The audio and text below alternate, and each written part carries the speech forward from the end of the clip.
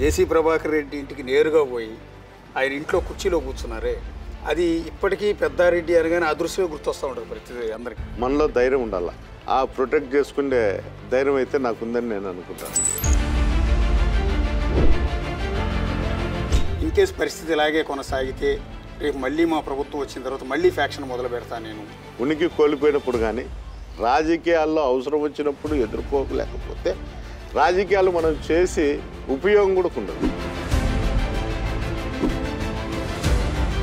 Peddareddy MLA అయిన తర్వాత ఏ development చేశారు, పెద్దారెడ్డి మార్క్ ఆఫ్ డెవలప్మెంట్ ఏముంది అని అడిగితే, ఎమ్మెల్యే వచ్చి ఒకసారి ఇంత డెవలప్మెంట్ చేస్తా అంటే నన్ను ఏమన్నా అనుకుంటారేమో అనే ఒక నీచమైన ఆలోచనతో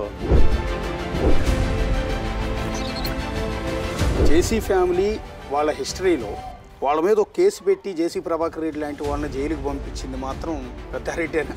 మళ్ళీ కొద్ది రోజులు జైల్లో ఉండాల్సింది కరోనా అటాక్ అయిందని ఏదో మేనేజ్ చేసుకుని ఏదో బయటపడి